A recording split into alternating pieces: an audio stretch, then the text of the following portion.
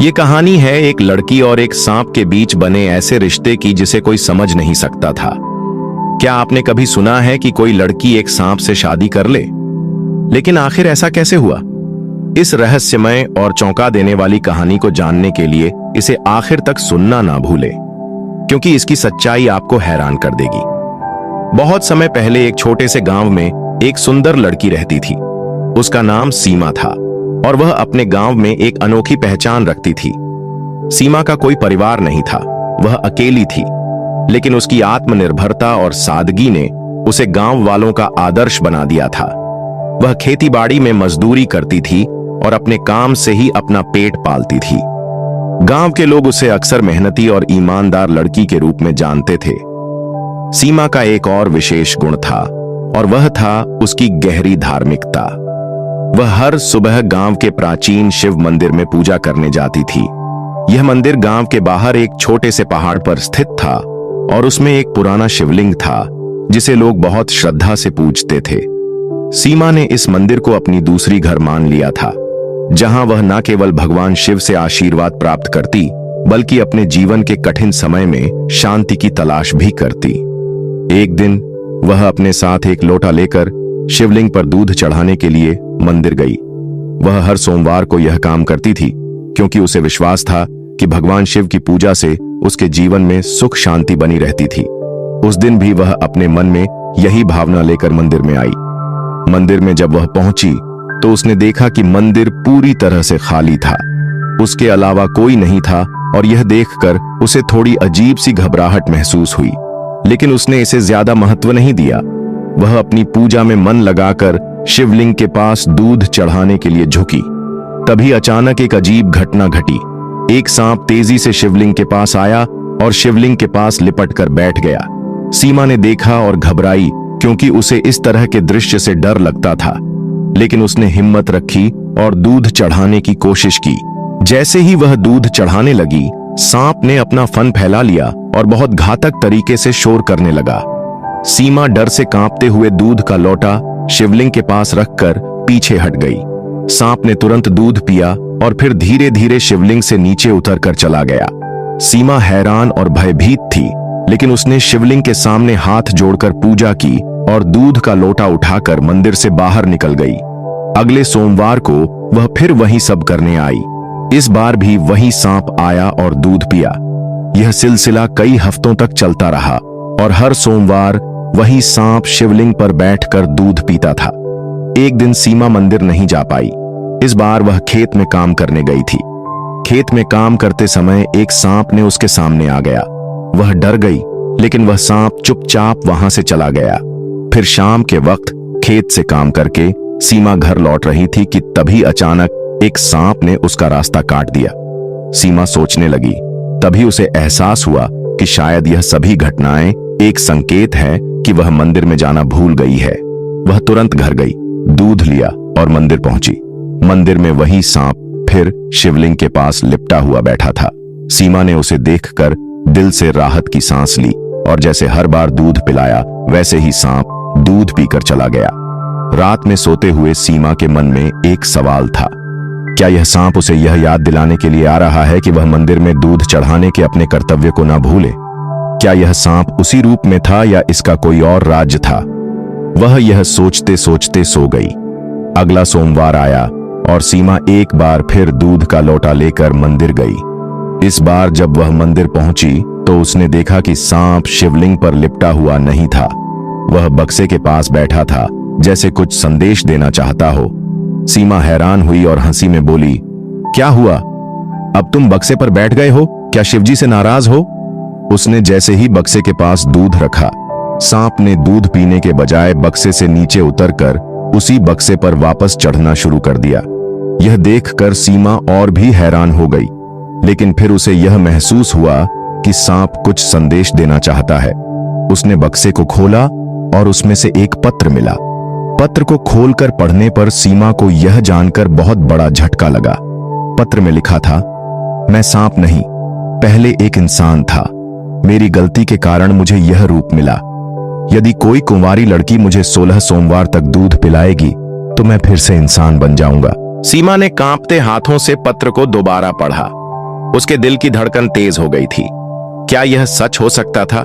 क्या यह सांप वास्तव में कभी इंसान था? सीमा की आंखों में कई सवाल थे, लेकिन एक चीज वह अच्छी तरह समझ चुकी थी।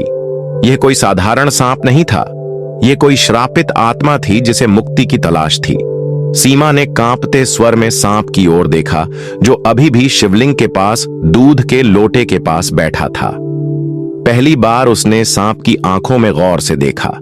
उसे ऐसा लगा जैसे उन आंखों में एक अलग तरह की गहराई थी, जैसे कोई उसे कुछ कहना चाहता हो, कोई उसे पुकार रहा हो। सीमा ने धीरे धीरे हाथ जोड़कर कहा, क्या यह सच है? क्या तुम इंसान थे? सांप ने कोई प्रतिक्रिया नहीं दी। वह बस वहीं चुपचाप बैठा रहा।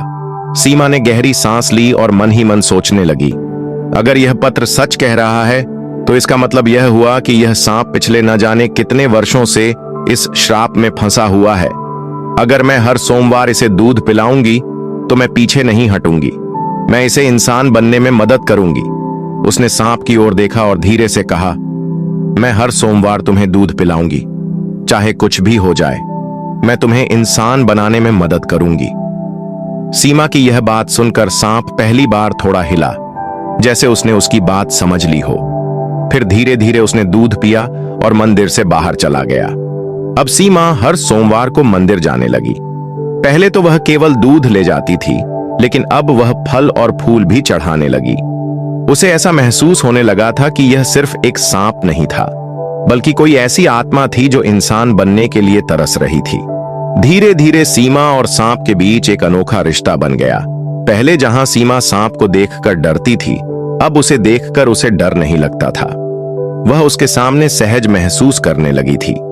कई बार सीमा खेतों में काम करने जाती तो उसे ऐसा लगता कि कोई उसके आसपास है। जब वह ध्यान देती तो देखती कि वही सांप पास ही कहीं पड़ा हुआ है। वह उसे कोई नुकसान नहीं पहुंचाता, बस उसके साथ साथ चलता। सीमा मुस्कुराकर कहती, तुम अब मेरे पीछे पीछे क्यों आते हो? कहीं मुझे देखकर डर जाओगे तो नहीं? लेकिन सांप हमेशा चुपचाप बस उसकी तरफ देखता रहता। धीरे धीरे गांव के लोगों को भी यह बात समझ में आने लगी कि सीमा मंदिर में हर सोमवार जाती है और किसी सांप को दूध पिलाती है। कुछ लोग इसे अच्छा मानते थे तो कुछ लोग डरते थे।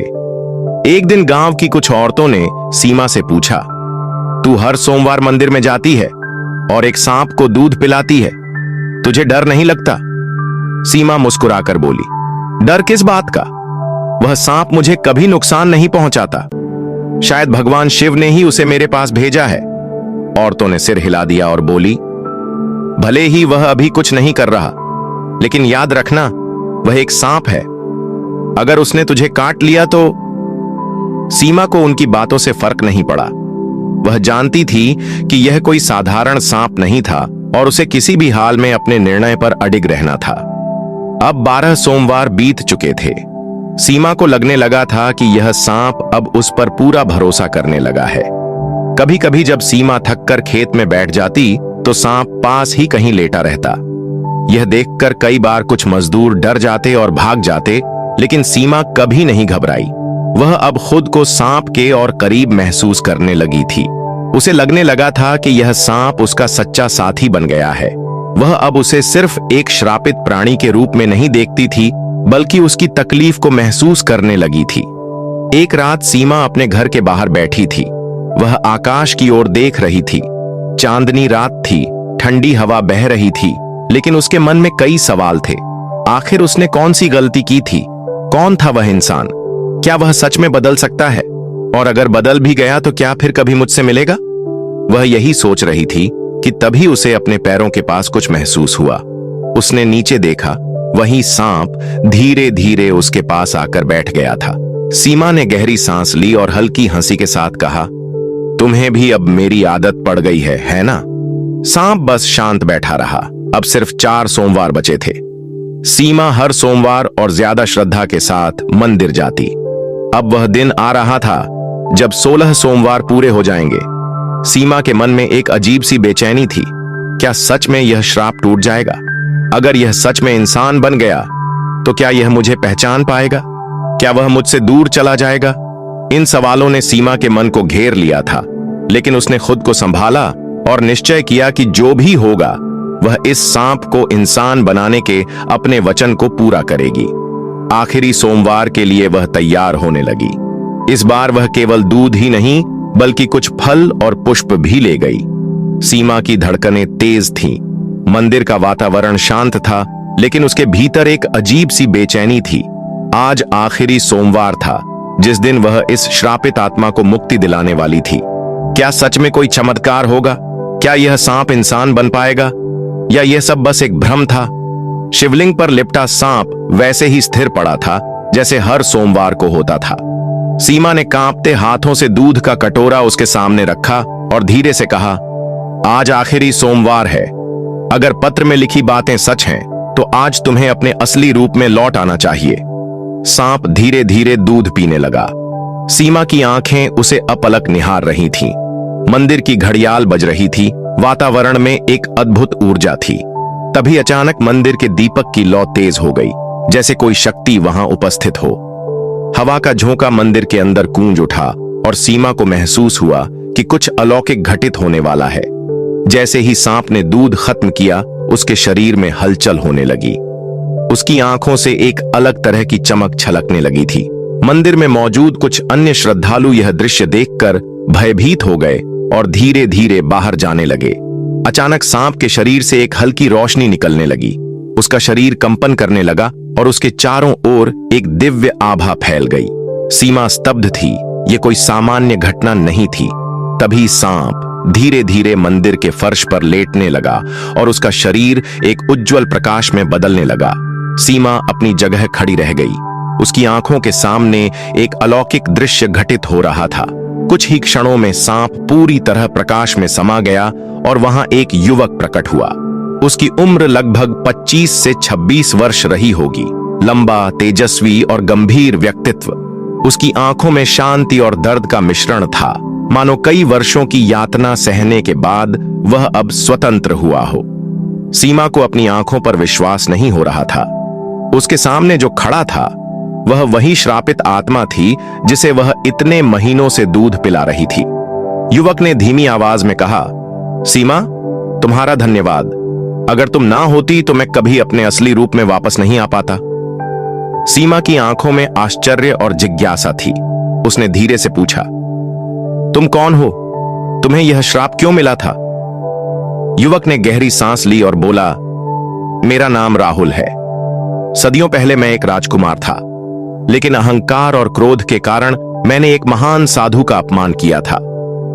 उन्होंने मुझे श्राप दे दिया कि मैं एक नाग के रूप में जन्म लूंगा और जब तक कोई सच्चे मन से मुझे 16 सोमवार तक दूध नहीं पिलाएगा, तब तक मैं इस योनि में ही फंसा रहूंगा।